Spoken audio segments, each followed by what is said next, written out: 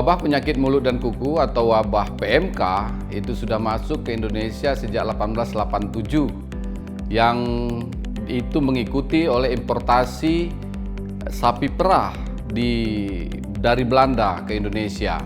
Kemudian Badan Kesehatan Hewan Dunia itu menyatakan Indonesia bebas dari PMK tahun 1990.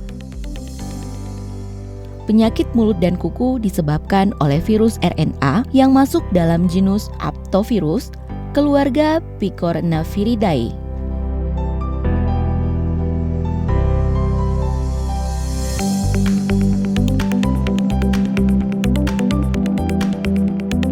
Pada tahun 1887, penyakit ini masuk melalui importasi sapi perah dari Belanda dan beberapa kali mewabah.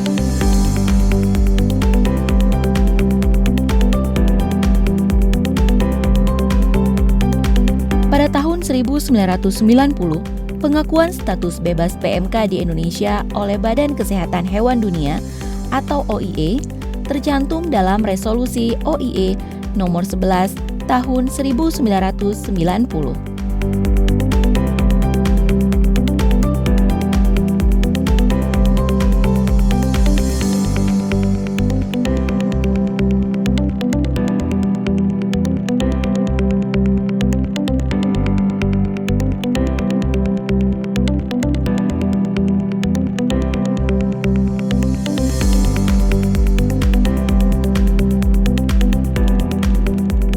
Sejak tahun 2015 di Indonesia sebenarnya sudah mulai ada yang melihat adanya penyakit PMK ini mulai muncul kembali di Indonesia dan mulai terasa boomingnya itu sejak tahun 2019, di akhir tahun 2019, dan kemudian di tahun 2022 maka dia mewabah hampir seluruh Indonesia dan tentunya juga masuk ke Provinsi Aceh. Kasus pertama kali dilaporkan di Kecamatan Serue pada tanggal 22 April 2022. Sebanyak 214 ekor sapi Aceh yang tersebar di 4 desa. Kemudian Dinas Peternakan Aceh pada tanggal 4 Mei 2022 melakukan tindakan pengobatan. Tanggal 5 Mei 2022 Kabupaten Aceh Tamiang menjadi tempat pertama penyebaran PMK di Aceh. Hingga pada akhirnya hampir seluruh Aceh, ada 20 kabupaten kota di Aceh kembali mendapatkan wabah PMK tersebut. Sehingga kita mulai menanganinya sejak itu dan hingga akhirnya sampai dengan saat ini. Ciri-ciri penyakit mulut dan kuku atau PMK. Ditemukan lepuh yang berisi cairan atau luka yang terdapat pada lidah, gusi, hidung, dan teraca atau kuku hewan yang terinfeksi. Hewan tidak mampu berjalan atau pincang, air liur berlebihan, dan hilang nafsu makan.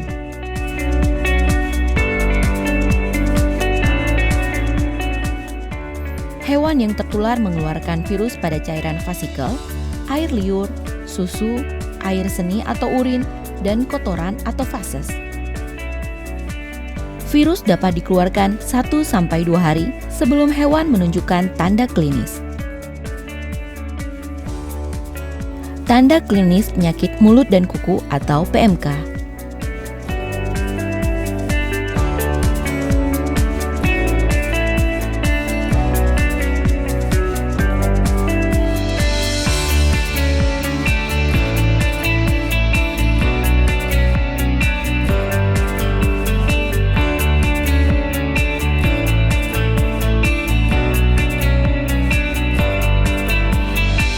Penyakit mulut dan kuku pada hewan tidak membahayakan kesehatan manusia.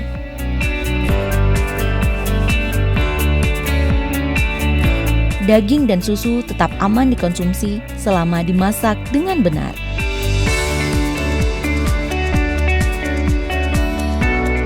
Kerugian yang diakibatkan oleh penyakit mulut dan kuku atau PMK yaitu penurunan produksi susu, kematian mendadak, keguguran, infertilitas, penurunan berat badan, hambatan perdagangan atau hambatan ekspor.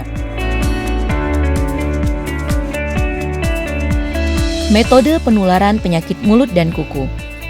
Penyakit ini ditularkan ke hewan lain dengan 3 cara. Yang pertama, kontak langsung antara hewan yang tertular dengan hewan rentan. Yang kedua, kontak tidak langsung, melalui kontak dengan virus pada manusia, alat, dan sarana transportasi akibat kontaminasi dari peternakan yang mengalami wabah PMK. Ketiga, penyebaran melalui udara, utamanya babi, yang dapat menyebarkan virus dalam jumlah yang sangat banyak ke udara melalui aktivitas bernafas. Prinsip dasar pengendalian dan pemberantasan mencegah infeksi sekunder atau mikroba lain, meningkatkan resistensi atau kekebalan hewan peka.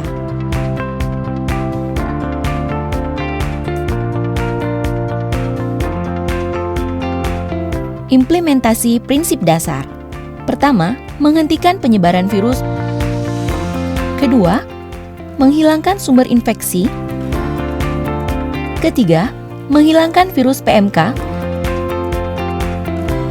Keempat, membentuk kekebalan. Keempat, membentuk kekebalan pada hewan peka dengan vaksinasi.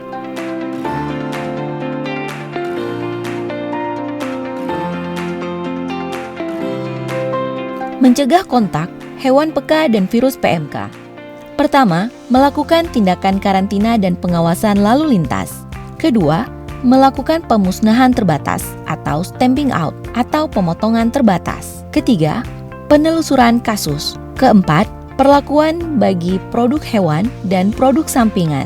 Kelima, kontrol hewan liar. Keenam, kontrol vektor. Ketujuh, sentinel dan pengisian kembali atau restocking. Metode menghentikan produksi virus PMK oleh hewan tertular. Yang pertama dengan disposal, yaitu pemusnahan barang-barang yang terkontaminasi. Yang kedua, dekontaminasi, yaitu cuci atau semprot kandang, peralatan, kendaraan, dan bahan-bahan lainnya yang memungkinkan menularkan PMK dengan desinfektan atau deterjen. Tips penanganan daging segar dan jeroan dari pasar tradisional.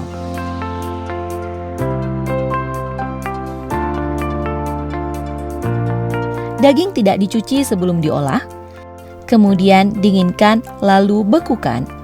Pastikan memilih jeroan yang sudah direbus. Bekas kemasan daging tidak langsung dibuang, rendam dahulu dengan deterjen atau pemutih pakaian atau cuka dapur untuk mencegah cemaran virus ke lingkungan.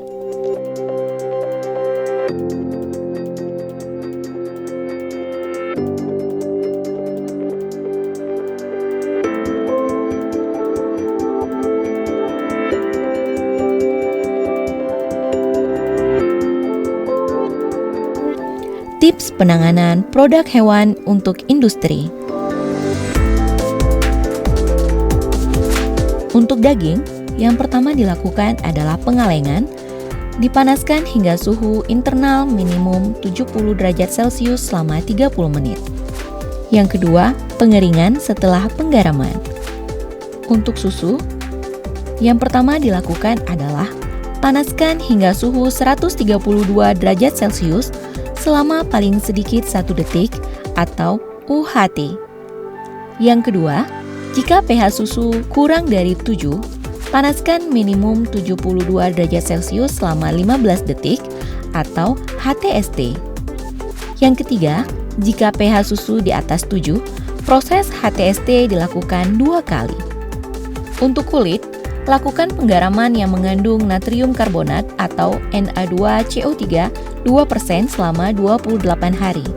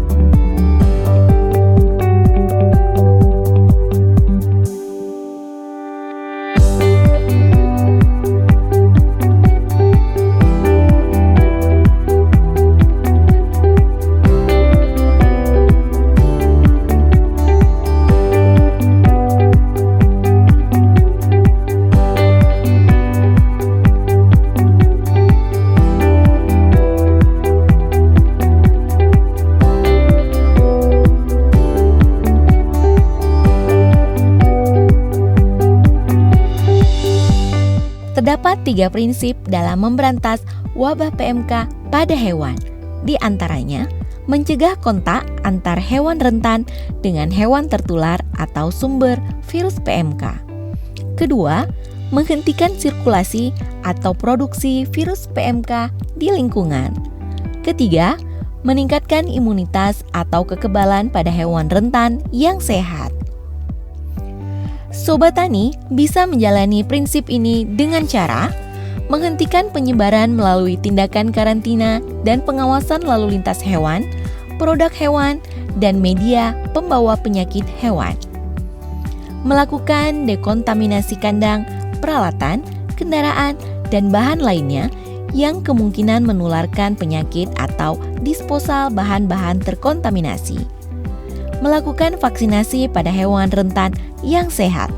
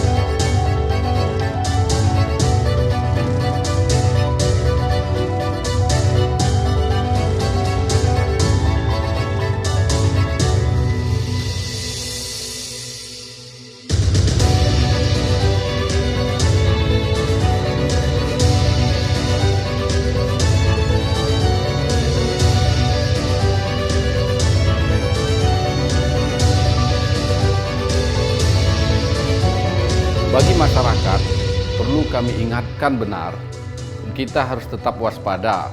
Sesuatu yang sudah dinyatakan bebas tahun 1990 oleh Badan Kesehatan Hewan Dunia pun, dia bisa kembali lagi di tahun yang cukup lama seperti saat ini. Vaksinasi yang terus-menerus harus terus kita lakukan. Menjaga kesehatan hewan harus tetap dijaga, jangan sampai lalai, jangan sampai kemudian nanti ketika kita sudah saat ini dalam kondisi yang sudah zero case, terus kita lalai dan akhirnya akan muncul lagi di tahun berikutnya dengan wabah yang lebih besar lagi. Kami berharap semua tetap harus waspada, tetap harus menjaga, dan tetap terapkan biosecurity di semua peternakan kita.